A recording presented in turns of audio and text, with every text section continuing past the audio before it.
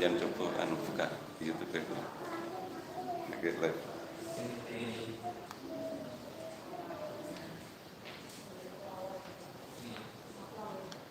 Itu tuh. Itu nomor view. Itu tuh.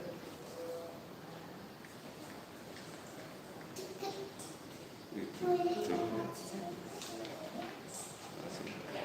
Baca.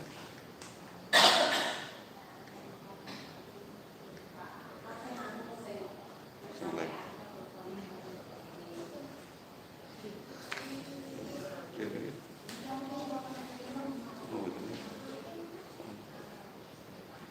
Belum punya anak kan?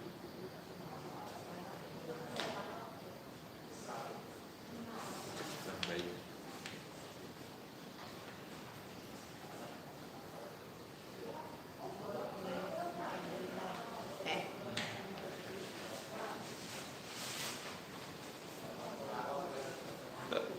Pakai nanti pakai dan WA grup status.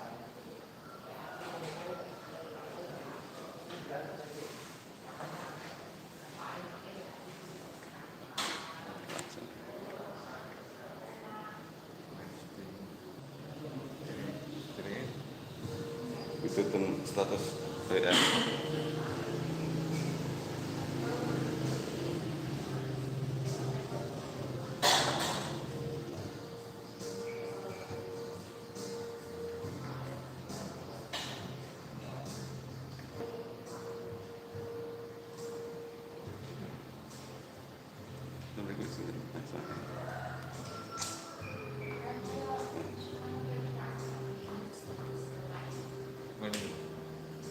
Status itu, status itu.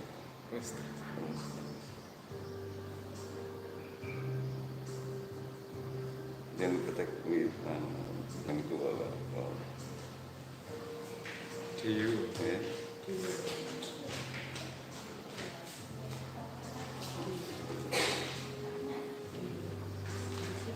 Tertutup mungkin ini. Diaktif no.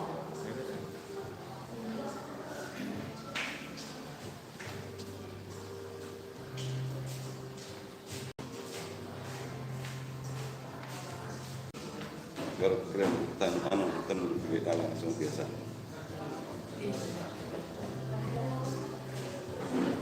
Atau sekali kalau masih belum di set nama saya kan. Oh ini. Ini sudah bisa masuk.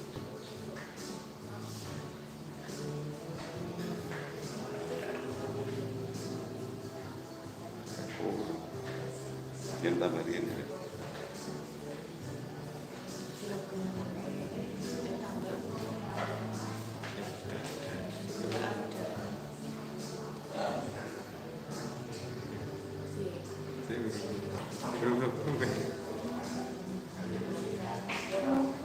Ini tak cek. Nggak baca di sini terus ini.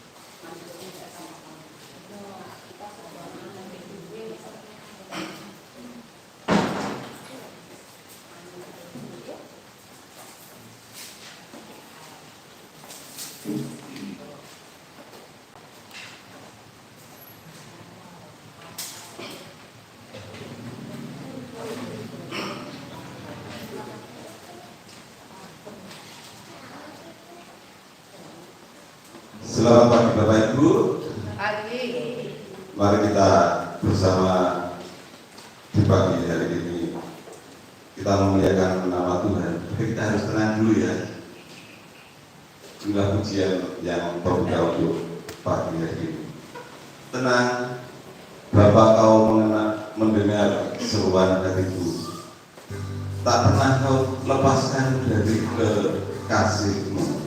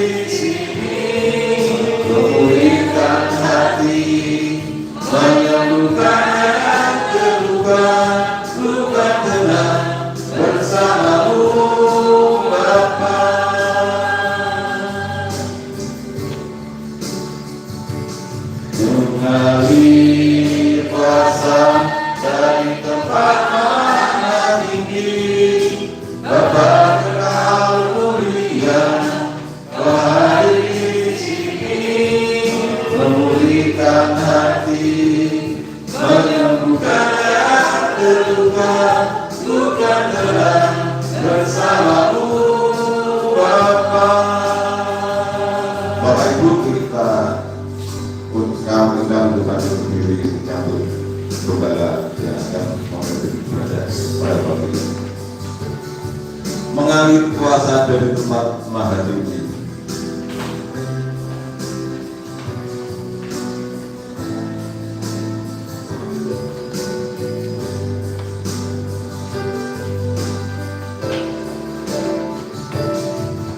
Mengalir kuasa dari tempat maha tinggi. Bapa Engkau mulia, hadir di sini, memberikan hati, menyembuhkan yang terluka, bukan tenang bersamamu Bapa.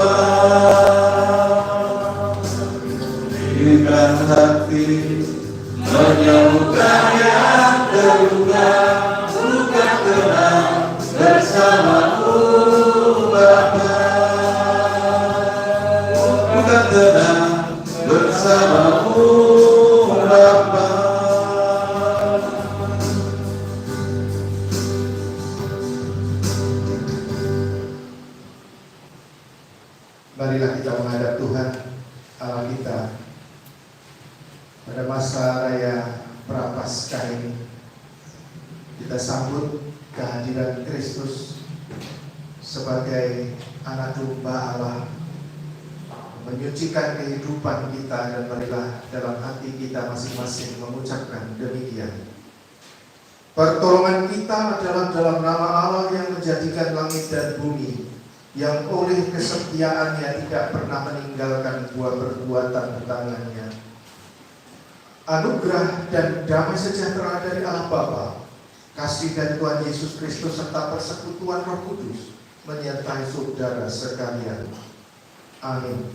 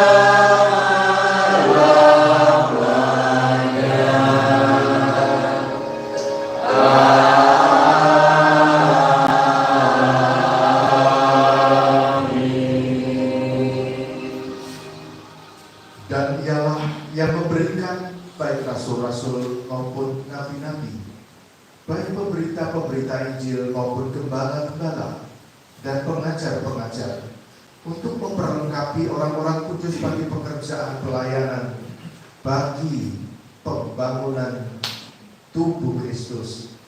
Amin, amin, amin.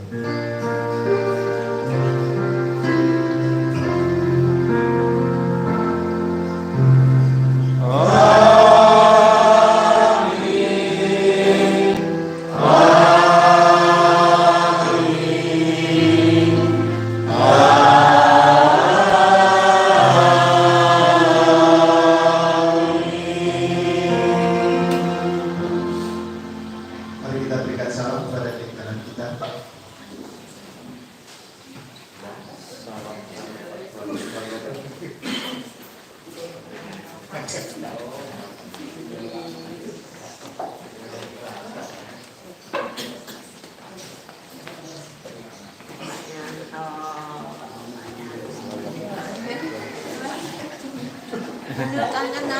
Tidak bersuara.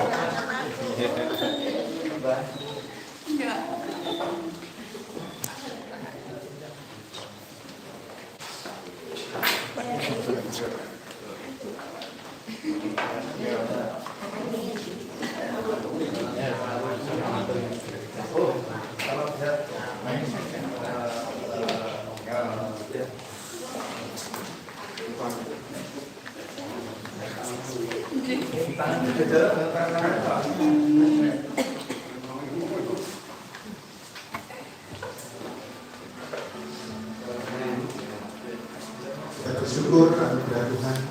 Kita juga akan mendoakan anak-anak kita dan juga ibu. Jadi kalau ada anak-anak bisa dibawa di depan, kita akan doakan anak-anak kita kepada Tuhan. Biarlah anak-anak itu datang kepada Tuhan dan Tuhan sendiri menyalakan, menumpangkan tangan atas mereka, memberkati pertumbuhan mereka. Mau nyanyi? Oke.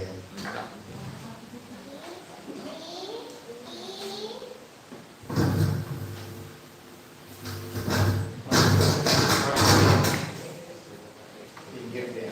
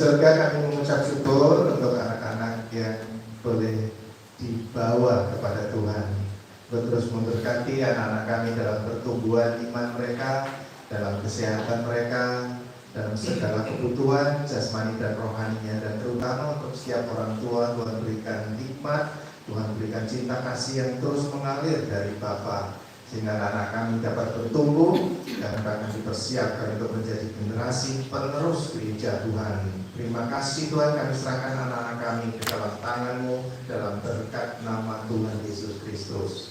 Amin.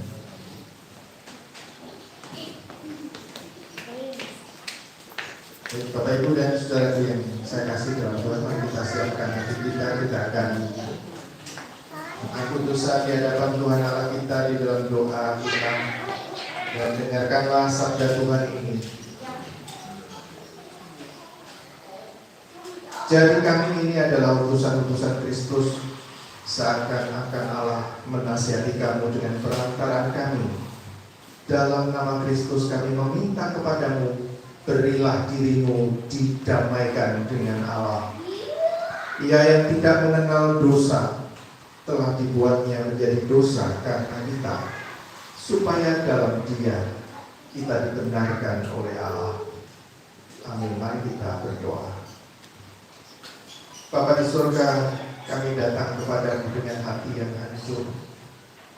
Kami menyadari betapa kehidupan kami, baik dalam pikiran-pikiran kami, dalam hati kami, dalam tindak tanduk tingkah laku kami, tidak berkenan kepadamu, karena kami lebih tertarik kepada dunia, kami lebih tertarik kepada hawa nafsu, dan bahkan yang seharusnya menjadi bagian dan panggilan kami menjadi garam, menjadi terang dan saksi-Mu, seringkali menjadi pudar dalam perjalanan kami. Tuhan, kasihanilah kami, basuhlah pikiran kami dengan darah-Mu, hati kami Tuhan basuh, perilaku dan kehidupan kami Tuhan bawa kepada arah langkah terang dan firman-Mu dan oleh Roh-Mu yang kudus. Tuhan, kami mengakui bahwa kami orang berdosa, tetapi kami juga bersyukur karena Tuhan, Gembala kami Yesus Kristus telah berkenan datang ke dalam dunia menjadi juru selamat kami, menjadi anak domba Allah yang mengangkut dosa dunia dan dosa-dosa kami. Terima kasih Tuhan, Engkau begitu baik dan sempurna bagi kami. Kami percaya Tuhan, seperti janji dalam firman-Mu, jika kami mengaku dosa kami, maka Engkau adalah setia dan adil, dan Engkau akan menyucikan kami semua dari segala kejahatan. Kami boleh menerima berita pengampunan, kami boleh menerima berita pembebasan dan kemerdekaan di dalam Kristus, berjalan dalam anugerah Tuhan.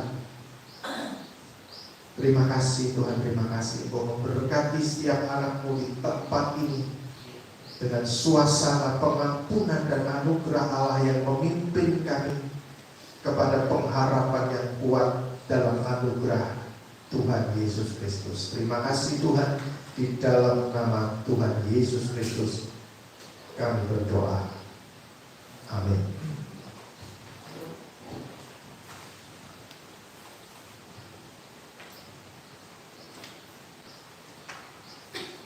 Terima kasih. Sampai saat ini masih kita melanjutkan ibadah ini, karena semua ini adalah karya yang terbaik dari Tuhan, karya terbesar. Inilah pujian yang akan kita nyanyikan bersama. Bapak Ibu juga bisa share untuk yang pertama kali live streaming dari saya, itu bisa dibuka, bisa dibagikan. Mungkin kualitasnya kurang bagus atau bagaimana suaranya, nanti ada perkembangan. Dukungan dari jenengan semua.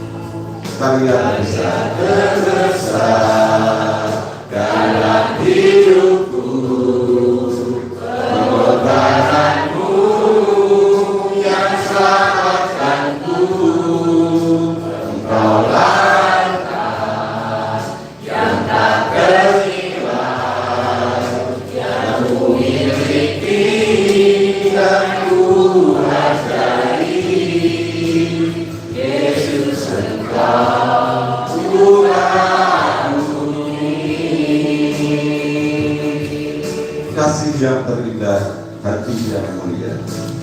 Kasih yang terindah,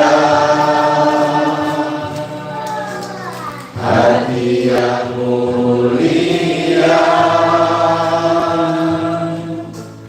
Hanya ku temukan di dalam-Mu, Yesusku. Pujian dari hatiku selalu di setiap waktu, tiada pernah berubah kasih-Mu.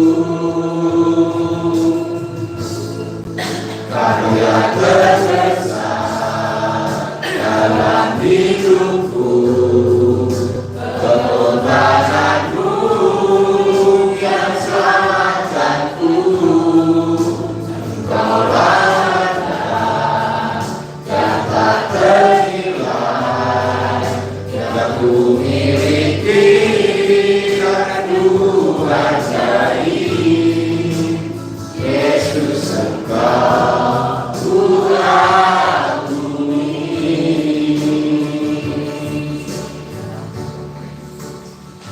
Bapak Ibu, kami undang untuk bangkit berdiri karena mungkin lagu yang pertama ada di sini di versi 35 aja.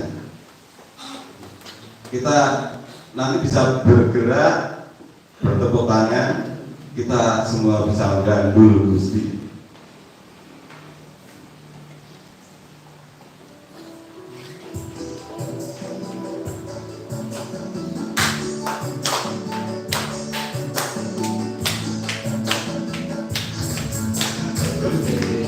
Gandul Gusti, gandul Gusti, sampai dino gandul Gusti, gandul Gusti, gandul Gusti, gandul Gusti, sampai dino gandul Gusti. Gua percaya orang bakal cilaka, nanging uripku mulya selaminya. Hatiku rasa tenang, hatiku saya senang,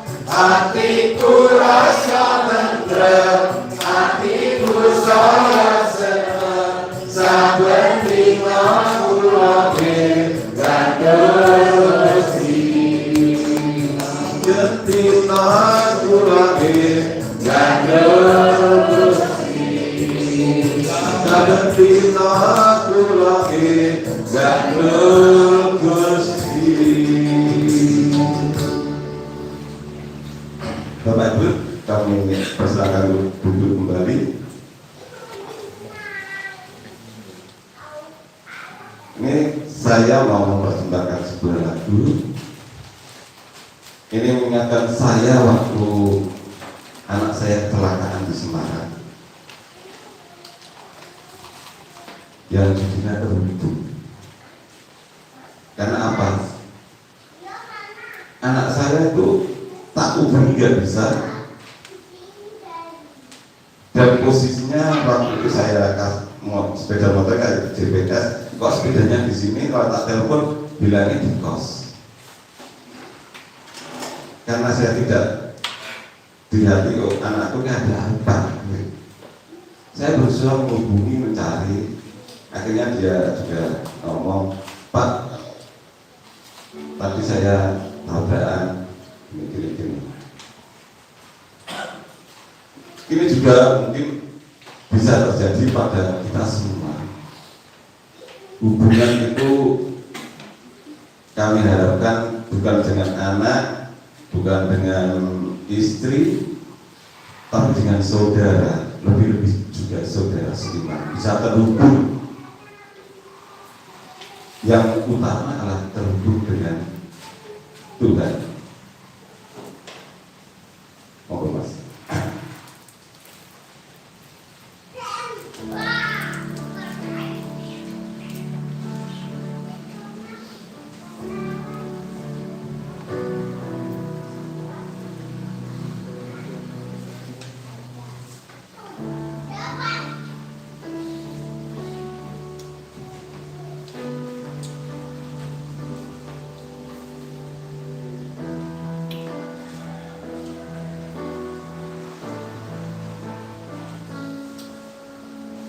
Kasih-Mu layakkan seluruh hidupku.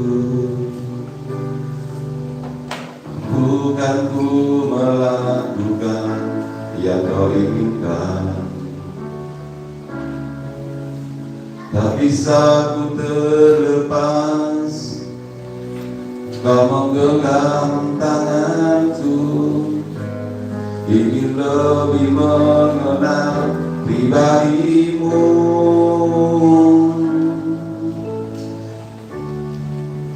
Ku terhubung denganmu, selalu melekat di hati-Mu. Firman-Mu itulah dasar hidupku, yang berdaulat atasku.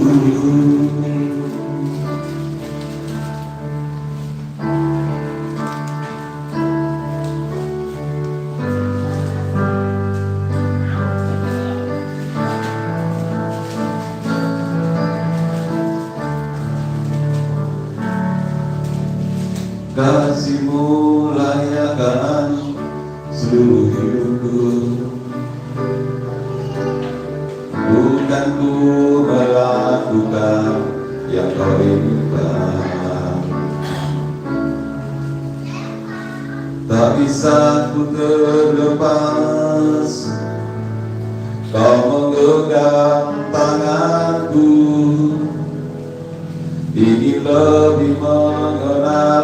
pribadiku, ku terhubung denganmu, selalu melekat di hatiku. Firman-Mu itulah dasar hidupku, yang berdaulat atas terhubung denganmu, selalu melekat di hatimu. Firman-Mu itulah dasar hidupku, yang berdaulat atasku.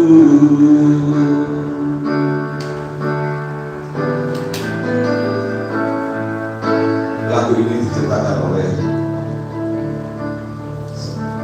masih muda dan bukan di hidupnya, tapi menurut saya inilah hubungan intim dengan Tuhan yang diciptakan lewat lagu.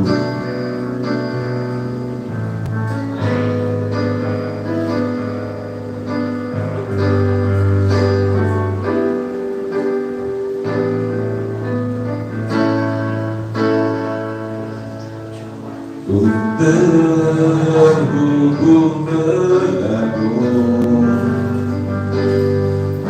selalu melekat di hatimu. Firman-Mu itulah dasar hidupku, yang berdaulat atasku, terhubung denganmu, selalu melekat di hatimu. Firman-Mu itulah dasar hidupku, yang berdaulat atasku. Firman-Mu itulah dasar hidupku, yang berdaulat atasku. Mari kita berdoa. Terima kasih Tuhan, biarlah kami setiap anak-Mu terhubung dengan Sang Gembala Agung Yesus Kristus, mendasari kehidupan kami dengan firman-firman yang Tuhan berikan kepada kami, yang menyapa kami dengan kasih yang besar, menegur, mengingatkan, dan membawa kami pada pimpinan Roh-Mu yang kudus. Terima kasih Bapa.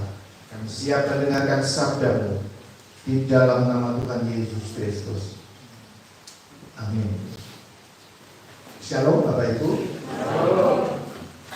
Kita akan bersama-sama membuka kitab kita dari Yeremia pasal 3 ayat yang ke-15. Yeremia pasal yang ke-3 ayat yang ke-15. Demikianlah bunyi firman Tuhan. Yeremia 3 ayat 15.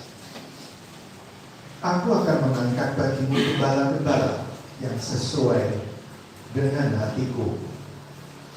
Mereka akan menggembalakan kamu dengan pengetahuan dan pengertian. Amin.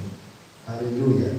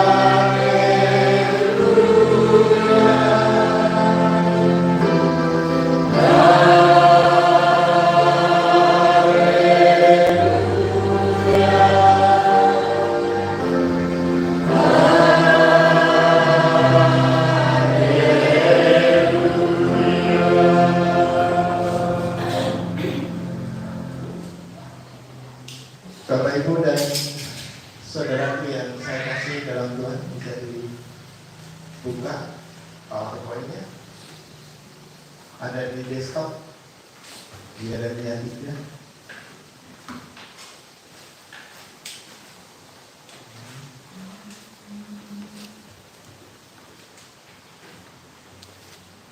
Oke, ya ini ayat firman Tuhan yang kita baca.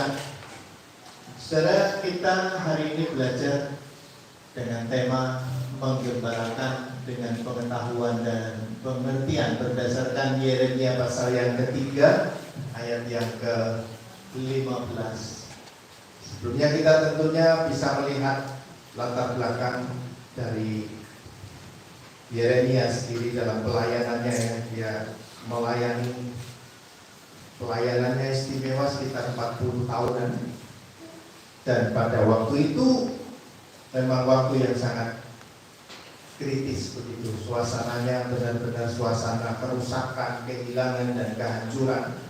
Karena Yeremia melihat kehancuran dari Israel yang ada di bagian utara yang dihancurkan oleh Asyur, dan sekaligus juga melihat masa-masa di mana Yerusalem, Yehuda yang akhirnya dibuang ke Babel selama 70 tahun. Dan ini adalah masa yang paling krusial bagi umat Israel yang sebenarnya Allah selalu menunjukkan perhatian, menunjukkan kasih-Nya, penggembalaannya, dan selalu menegur, selalu mengingatkan untuk umat ini. Tetapi sudah terbukti bahwa yang di sebelah utara pun sama sekali tidak ada raja yang baik dan mereka hancur. Tetapi di bagian selatan pun pada akhirnya pesan-pesan pertobatan yang disampaikan oleh Yeremia juga tidak dihiraukan di kemudian. Nah, saudara, pelayanan dari Yeremia cukup panjang karena ada raja-raja yang kita sebut di sini, ada Yosia, ada Yoas, ada Yoyakim, ada Yoyakin dan Sedekia. Jadi 5 raja dalam pelayanannya cukup panjang. Raja-raja ini semua ditegur, diingatkan kalau mereka mau bertobat. Dan tentu dari pasal yang ketiga ini ya, kita lihat ya, pasal ini adalah nubuatan Yeremia khususnya pada masa awal pemerintahan Raja Yosia di sini, yang sedang mencoba mereformasi kehidupan umat Yehuda. Tapi masalahnya sebenarnya mereka itu gitu, pada masa Yosia itu berhala semua disingkirkan, dan masalahnya umat tidak sungguh-sungguh. Ada masalah yang cukup serius ya, karena reformasinya terjadi di kulit luar. Yosia sungguh-sungguh melayani Tuhan dan benar di mata Tuhan, tetapi umat tidak mengikutinya dengan baik sehingga bermasalah di sini. Apa masalahnya? Digambarkan seperti ketidaksetiaan suami istri. Kita lihat pada zaman itu umat Allah digambarkan seperti istri yang tidak setia. Kalau kita baca di ayat 1 sampai ayat yang kelima, bangsa Israel dan Yehuda telah berzina secara rohani, menyembah Allah lain dan tidak setia kepada Tuhan. Dan di dalam Ulangan 24 ayat 1 sampai 4 diingatkan bahwa kalau seorang suami sudah pernah menceraikan istrinya itu, kalau dia sudah kawin dengan orang lain, nggak boleh lagi menikahi orang ini. Agak beda dengan perjanjian baru ya, kalau ada cerai supaya mereka diem, supaya mereka tenang dan kemudian gabung lagi. Agak beda ya dengan sini. Kenapa? Memang konteksnya beda. Pada zaman di mana Taurat Musa ini ditulis, pada zaman itu laki-laki sangat kuat, bahkan orang hanya melakukan sedikit saja laki-laki bisa talak dan cerai dan benar-benar diusir dari rumah dan semaunya kalau dia butuh ayo kawin lagi, jadi sekedar kayak tidak serius begitu. Jadi hukum pada waktu itu betul-betul ditentukan oleh bapak, paternal, dan wanita-wanita bisa diceraikan setiap waktu semaunya suami, dan itu yang terjadi. Tetapi kalau kita perhatikan yang dijadikan gambaran di sini, kalau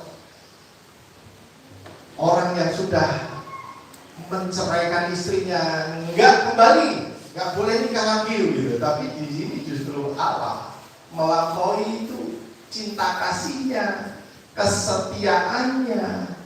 Orang Israel sudah tegar tengkuk, sudah menyembah Baal, sudah menyembah Dagon, sudah melakukan banyak perzinahan rohani, tapi Tuhan masih memberikan kesempatan. Jadi bagian ini mengingatkan kita bahwa Tuhan betul-betul aturan mainnya saja yang secara manusia saja nggak boleh begitu, tapi Tuhan saking kasihnya kepada umat Israel, umat Allah ini, Dia masih terus memberi kesempatan, Dia masih terus memperingatkan, Dia masih terus menegur dan berharap umat ini kembali. Kita diperlihatkan tentang perbandingan di utara dan selatan, karena Yeremia memang melihat itu. Dari ayat 6 sampai ayat 11, Israel utara ini sudah jatuh dan dibuang ke Asyur. Yehuda melihat itu, tahu kehancuran itu terjadi karena kesesatan mereka. Tidak ada satupun raja yang baik di mata Tuhan di kerajaan utara, dan semuanya melakukan penyembahan berhala, dan mereka dihancurkan oleh Asyur. Tapi masalahnya, walaupun ada kejadian seperti itu, people has never learn. Orang itu gak mau belajar. Kejadian-kejadian, peristiwa-peristiwa, semua terjadi kayak biasa. Kalau ada musibah, kalau ada kecelakaan, kalau ada bencana, semua biasa saja. People has never learn. Orang gak pernah mau belajar. Dan itu yang terjadi pada umat Allah. Yehuda tetap melakukan yang jahat juga. Peringatan, misalnya udah dihancurkan tuh, kalau kamu nggak bertobat. Di selatan, khususnya pada kesempatan ini, ada Yosia yang memperingatkan dan juga menghancurkan tempat-tempat peribadatan kepada Baal, kepada Dagon, kepada dewa-dewa pada waktu itu. Tetapi di permukaan yang umat ini nggak ngikut dengan tulus, mereka pura-pura. Jadi kalau Anda baca di ayat yang ke-10, kelihatan apa yang dilakukan umat. Juga dengan semuanya ini udah tahu nih, Tuhan hukum Israel yang ibu kotanya Samaria yang tanah udah dihancurkan,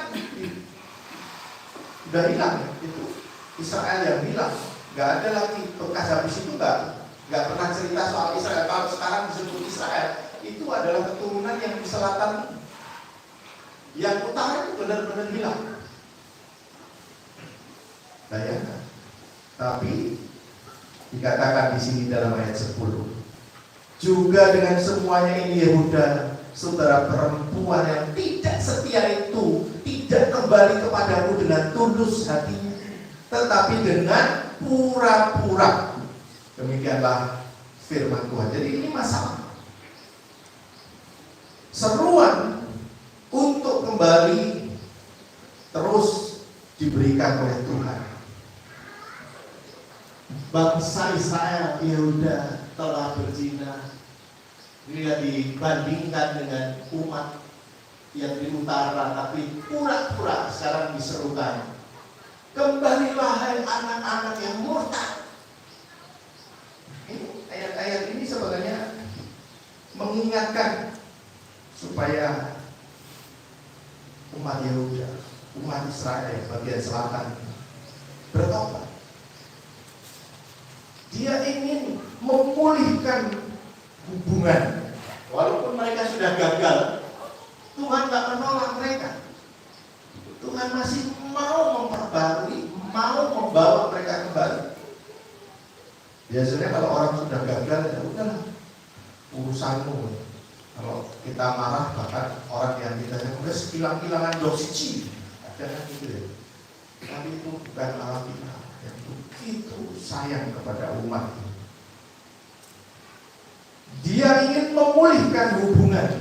Tadi lagunya Pak Wid, terhubung. Bukan hanya sekedar kembali secara lahiriah, wah balik ke gereja.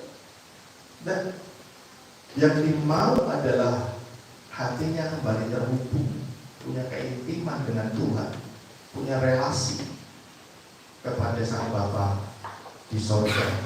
Berseru, kita anak-anak Allah yang dikasihi. Janji pemulihan diberikan, jadi bagian yang kita jadikan tema ini adalah janji pemulihan. Tuhan berjanji memberi gembala-gembala, pemimpin rohani yang setia yang akan datang. Waktu itu tabut perjanjian sudah tidak ada lagi sebagai pusat ibadah, karena udah bawa ke Babel, udah habis. Tapi Tuhan sendiri akan hadir secara ini menubuatkan pemulihan rohani yang sejati, dan bahkan menunjukkan sampai kepada zaman Mesias. Ini nubuatannya tidak hanya berhenti dalam konteks dekat, ya, ini menarik sekali. Dan kita nanti ada konteks dekatnya.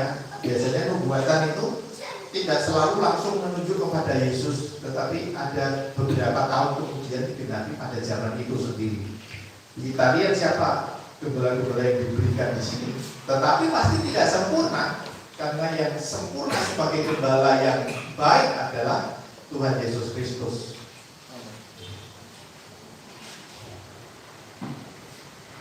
Kita perhatikan tanggapan ideal dari umat, ya. Pasal ini sebenarnya ditutup dengan semacam pengakuan dosa dari umat. Pengakuan bahwa penyembahan berhala itu sia-sia. Pengakuan bahwa hanya Tuhan satu-satunya sumber keselamatan. Tapi juga mengakui bahwa dari masa muda mereka terus tidak taat. Itu yang terjadi.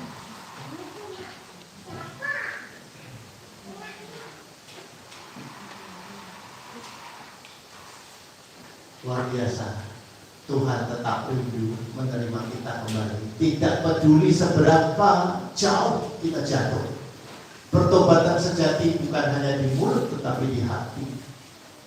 Tuhan ingin memulihkan umatnya, bukan sekedar masalah aturan, tetapi masalah intim kembali dengan Dia. Jangan sampai yang terjadi justru munafik, dalam arti cuma ibadah yang di luar itu berbahaya. Dan saudara, ini kata yang sangat menarik, ya. Vedatati lachem, aku akan memberikan kepada kalian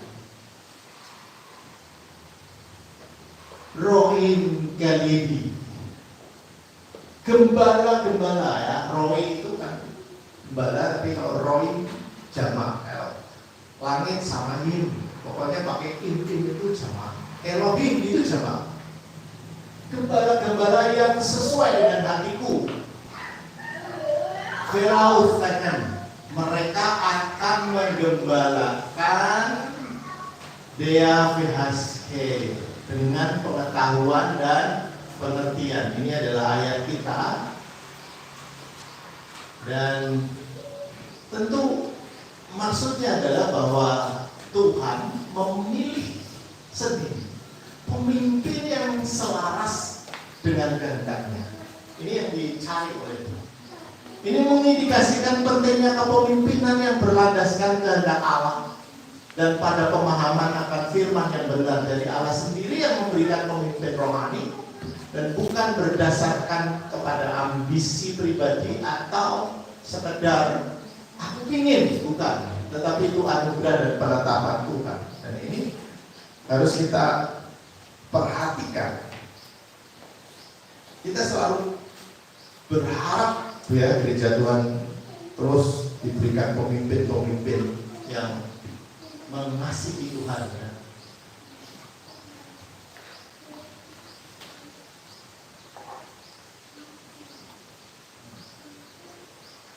Para gembala sejati bukan muncul karena sekedar popularitas, disukai orang, enggak, tapi ini panggilan ilahi. Memimpin sesuai dengan hati Tuhan, menunjukkan kualitas batinnya, kasih, belas kasihan, kekudusan, dan kerendahan hati seperti Allah sendiri. Contohnya Daud. Yang kedua, para pemimpin yang menggembalakan dengan pengetahuan dan pengertian di sini. Menggembalakan dengan pengetahuan berarti mengajarkan kebenaran. Dalami firman dengan sungguh-sungguh, menggumulinya, dan itulah pengetahuan yang benar tentang kebenaran itu sendiri. Dan Yesus adalah kebenaran.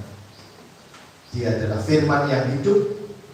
Maka setiap pemimpin rohani tidak hanya bertumpu pada kata-kata, tetapi bertumpu pada firman yang hidup dengan hubungan dengan Yesus sebagai sang sabda yang hidup.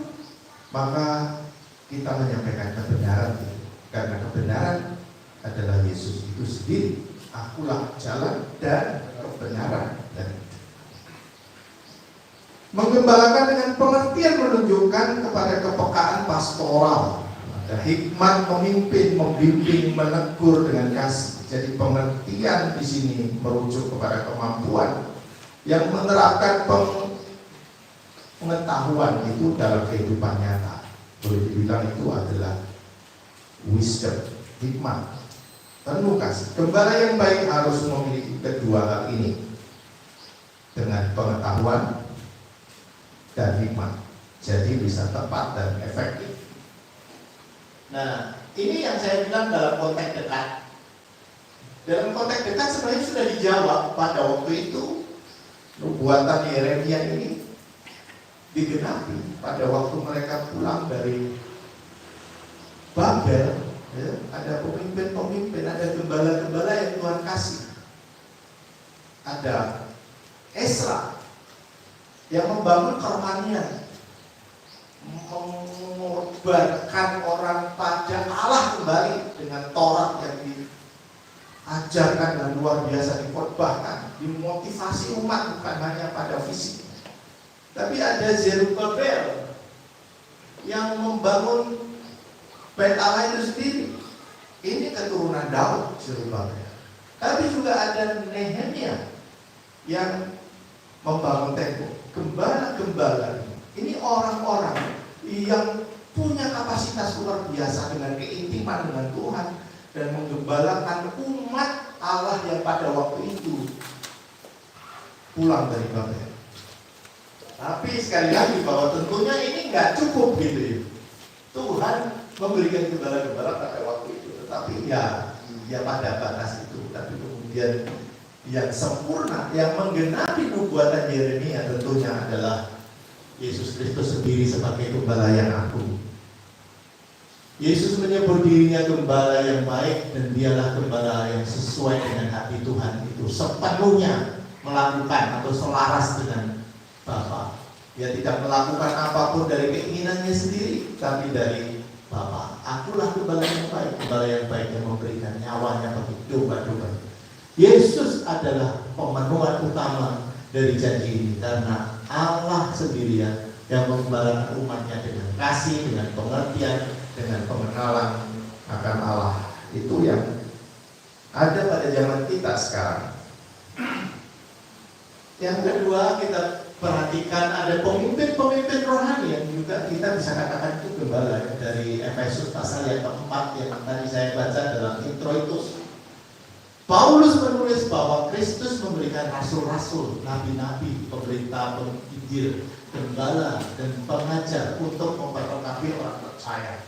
Jadi Yeremia ini menubuatkan, memberikan gembala-gembala tidak tunggal, tetapi jamak. Artinya kita sungguh bersyukur juga ya, gereja kita dengan segala keterbatasannya itu jamak. Tidak hanya tergantung kepada pendetanya, tidak hanya sekedar kepada penatua diaken secara ini kalau di sini majelis begitu, tetapi memang jamak. Kepemimpinan yang tidak ditentukan oleh satu orang. Nah, kalau satu orang itu kalau lagi mood ya bagus, kalau nggak mood ya, kalau nggak punya misi yang baik ya sudah gerejanya tidak mau kekayaan buat mereka sendiri, dan kalau sudah kaya mereka rebutan sama mantunya sendiri, pecah-pecah sendiri begitu. Karena ya memang cuma ditentukan oleh ini kayak jadi pemilih dan kemudian diwariskan untuk anak cucunya sendiri. Nah kita bersyukur, nggak tahu kalau kita kan ya hamba Tuhan punya waktu. Saya 3 tahun lalu udah meritus ganti, tapi gereja Tuhan jalan terus karena ini bukan miliknya satu orang, miliknya. Dan inilah yang kita syukuri, Tuhan memberikan gembala-gembala di sini. Mereka adalah gembala-gembala yang diangkat oleh Tuhan untuk melayani jemaat sesuai dengan hati Tuhan. Jadi nubuatan Yeremia 3 ayat 15 ini digenapi dalam pelayanan para pemimpin yang dipanggil oleh Tuhan untuk melayani dengan pengetahuan. Dalam arti memang orang itu memberitakan firman, bukan memberitakan mereka sendiri atau sekedar keberhasilan kemakmuran, tetapi yang diberitakan itu firman. Dan kemudian dengan pengertian atau hikmat ilahi di mana firman itu benar-benar teraplikasikan, dieksekusi di dalam tindakan yang penuh kasih ya. Kalau dibilang itu ya antara kebenaran dan kasih itu jadi satu begitu. Sebagai umat Allah kita memang membutuhkan gembala dan pemimpin rohani. Karena itu kita terus berdoa agar Tuhan memberikan gembala yang memiliki hati yang selaras dengan hati Tuhan. Terus doakan juga tentunya yang gereja kita akan ada Tuhan yang baru, majelis ya tentunya mestinya ini sudah siap-siap untuk pergantian penatua diaken. Kalau di Jepara sudah hari Minggu ini saya sudah melantik penatua diaken yang baru. Tidak tahu nanti kapan di Monggo dan sekitarnya, mestinya sudah waktunya untuk persiapan. Dan juga gembala yang baik yang menggembalakan dengan pengetahuan dan agar kita bertumbuh secara rohani dan senantiasa taat kepada Tuhan. Ini kan yang jadi tujuan kita memang itu ya. Jadi hari ini kita belajar supaya Tuhan memberikan kepada kita para gembala pilihan Allah sendiri yang memimpin setiap pimpinan-pimpinan gereja Tuhan itu selaras dengan hati Tuhan.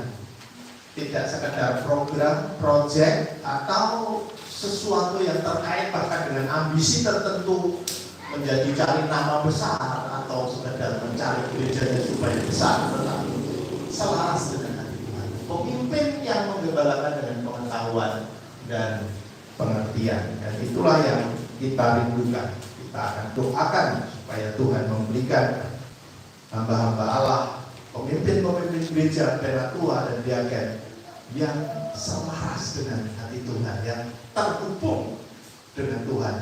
Berita-berita yang disampaikan adalah kebenaran, menggali dengan sungguh-sungguh firman-firman yang Tuhan mau untuk disampaikan, dan sekaligus juga mengasihi umat dengan sungguh-sungguh, dengan dedikasi. Berjalan antara menyampaikan kebenaran tetapi juga menyampaikannya dalam kasih.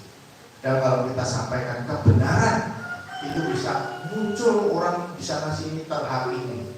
Ini benar, ini salah, ini benar. Nah, Tuhan itu menyampaikan kebenaran dalam kasihnya yang besar, yang dipanggil untuk saudara dan saya. Tidak peduli seberapa kita telah jatuh bangun. Tuhan selalu menantikan saudara dan saya berbalik kepada Tuhan.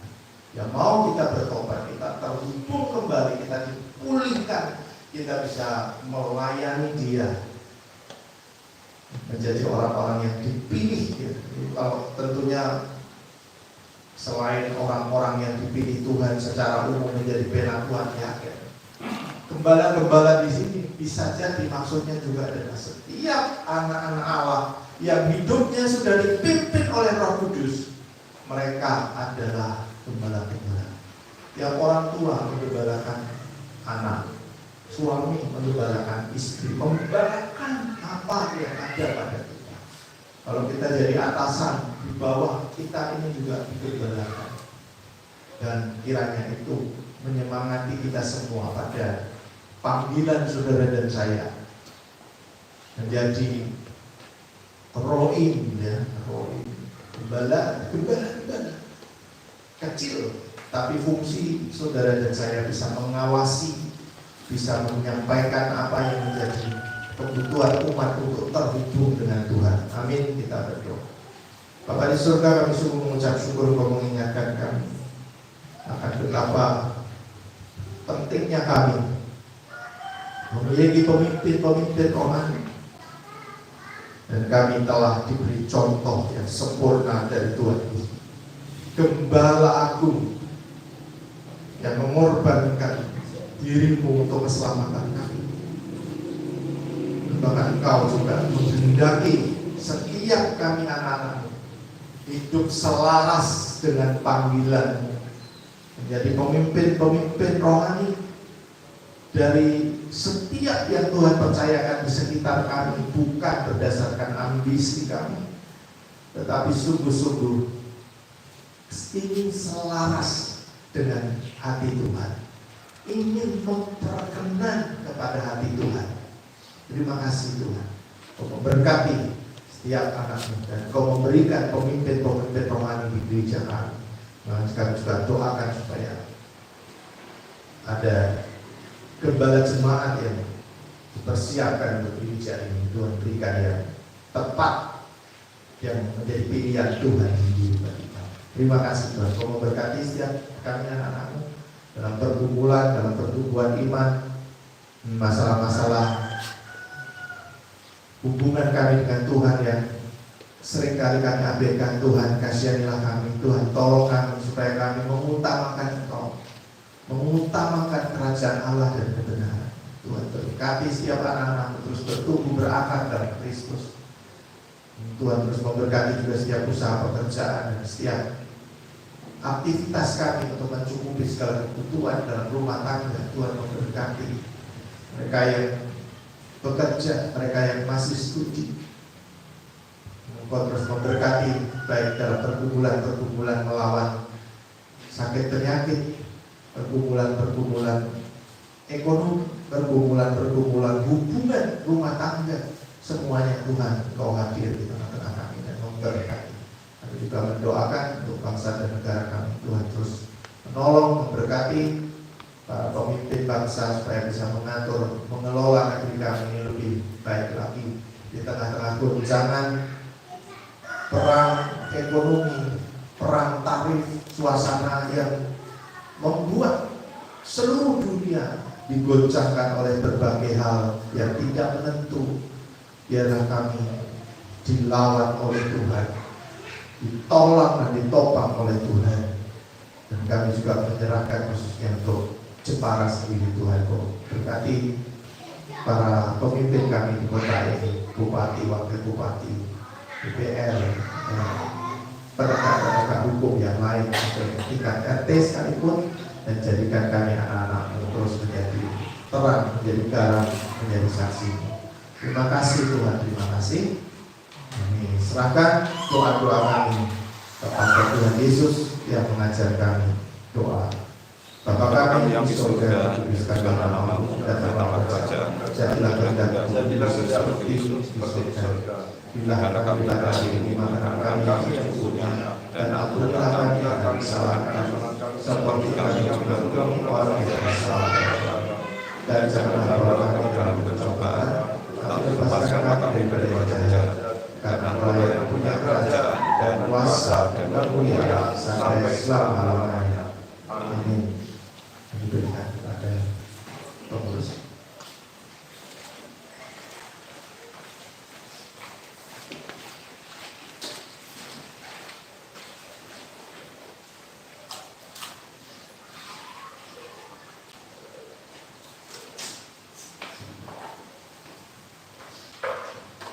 Salam, selamat pagi Bapak Ibu Saudara. Saya akan menyampaikan laporan kegiatan kita sampai bulan ke depan.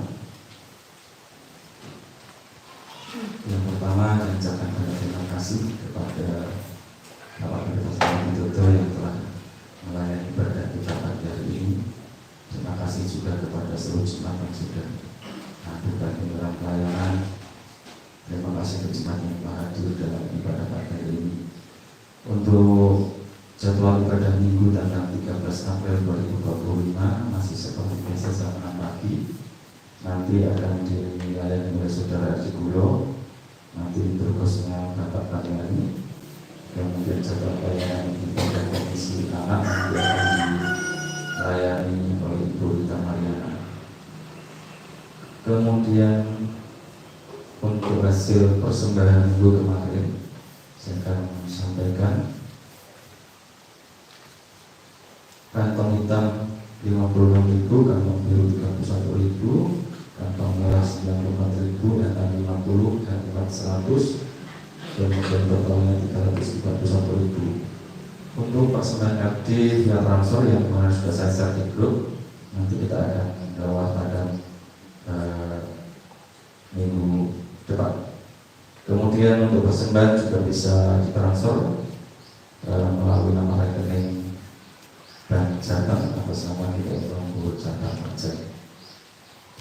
Kemudian untuk persekutuan doa bersama dari Senin 7 April 2025 pukul 19.30 bertempat di Kami Monggo. Untuk kebaktian Jumat Agung perjamuan kudus lewat yang pertama hari Jumat 18 April 2025 pukul 7 pagi nanti bertempat di Kami Monggo. Nanti yang dari Pacan bergabung.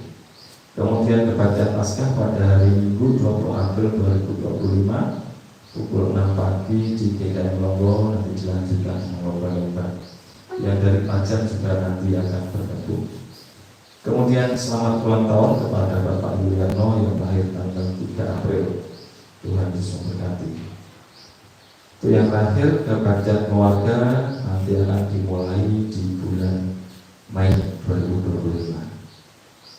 Bapak Ibu Saudara, saya akan menyampaikan laporan keuangan untuk bulan Maret 2025 seperti yang di depan Bapak Ibu Saudara. Yang tidak kebagian bisa dilihat di grup, tapi sudah saya share. Untuk sisa kas bulan Februari 2025 itu kemarin 1.467.343 rupiah. Kemudian ada pemasukan, terima kasih yang sudah juga interview transfer.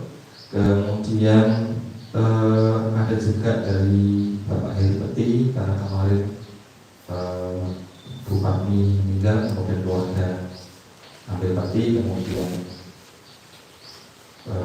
ada persembahan masuk ke sini 100.000. Juga untuk pengeluarannya ada diakonia lansia untuk persembahan kasih pengorban karena kemarin sampai minggu kelima, jadi totalnya 1.500, kemudian juga yang lainnya. Kemudian saya akan menjelaskan untuk poin 21 dan 22 Bapak Saudara. Jadi kemarin sebelum Lebaran itu saya sama sekalian ambil uang di Bank Jateng transferan dari persembahan yang masuk. Jadi administrasi bank Agustus 2024 sampai Maret 2025 kan terakhir yang kita ambil itu bulan Juli 2024 itu sebesar 60.000, sedangkan bunga bank Agustus 2024 sampai Maret 2025 itu 3.261.000 rupiah. Om, Jadi, maaf ya, untuk bunga bank itu maksudnya pemasukan malah ke pengeluaran. maaf nanti kita bawa tidak ada pemasukan. Jadi nanti kita akan revisi. Jadi Bapak Ibu Saudara, mohon pengertiannya, meskipun administrasi banknya lebih besar dari bunga bank, tapi ini tetap kita mendapatkan banyak keuntungan dengan adanya nomor rekening tersebut. Jadi mohon untuk tidak menanggapi kalau ada nomor rekening malah kita pengeluarannya jadi bertambah. Tidak demikian Bapak Ibu Saudara. Kita juga mendapatkan banyak keuntungan. Demikian, terima kasih koreksinya. Jadi nanti akan saya pindah ke pemasukan. Ya. Demikian Bapak Ibu Saudara warta gereja yang bisa saya sampaikan. Kurang lebihnya saya mohon maaf dan waktu saya kembalikan. Terima kasih.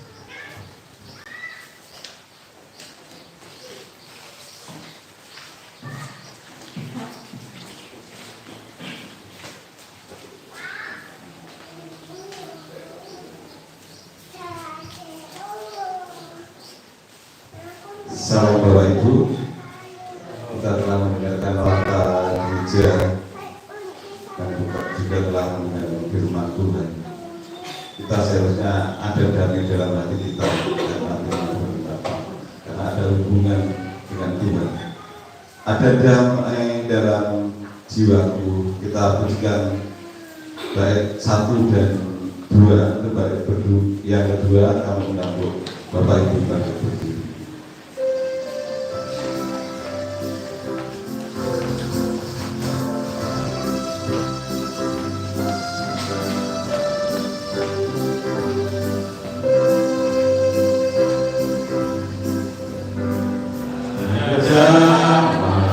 Dalam jiwaku aku bersuka cita, rasa syukur penuhi hati, ku bisa makannya. Ada damai pujianku, ada damai dalam jiwaku, karena darah Yesus telah menyucikan dari damai hati. Bapak Ibu kamu kami berdiri. Menyanyi dalam jiwaku, karena Tuhanku dekat. Damainya dari hatiku, penuh kasih sayang. Ada damai pujian Tuhan, ada damai dalam jiwaku, karena darah Yesus telah menyucikan jadi damai hatiku.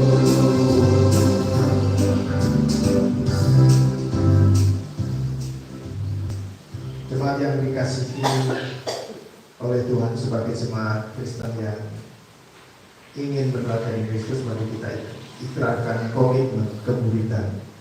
Kami bersaksi bahwa tidak seorang pun dapat sungguh-sungguh mengenal Kristus kecuali Dia yang ketiga dari dalam kehidupan. Bersama dengan gereja Tuhan di segala tempat dan abad, mari kita ikrarkan pengakuan iman rasul kita. Aku percaya kepada Allah, Bapa yang Maha Kuasa, dan kepada Yesus Kristus anak yang tunggal Tuhan kita, yang dikandung dari Roh Kudus, lahir dari anak darah Maria, yang menderita sengsara di bawah pemerintahan Pontius Pilatus, disalibkan, mati dan dikuburkan, turun ke alam maut. Pada hari ketiga bangkit pula dari antara orang mati, naik ke surga, duduk di sebelah kanan Allah, Bapa yang Maha Kuasa, dan dari sana Dia akan datang kembali untuk menghakimi orang yang hidup dan yang mati. Aku percaya kepada Roh Kudus, gereja yang kudus dan am, persekutuan Roh Kudus, pengampunan dosa, kebangkitan orang mati, dan hidup yang kekal. Amin. Jemaat, pulanglah dalam damai sejahtera dan terimalah berkat Tuhan. Kiranya anugerah dan damai sejahtera dari Allah Bapa, kasih dari Tuhan Yesus Kristus, serta persekutuan Roh Kudus menyertai saudara sekalian sekarang, selalu, serta sepanjang segala abad. Amin.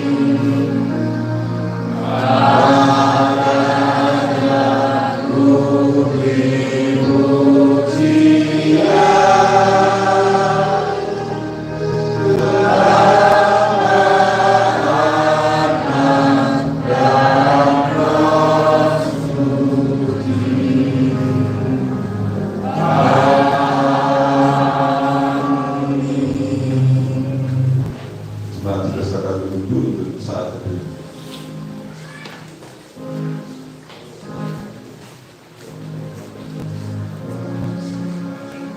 Kami selaku pembawa pemimpin ibadah, kami mohon maaf apabila ada salah dalam kata, dalam ucap. Tuhan Yesus berkati selamat menjadi angkutan di luar sana.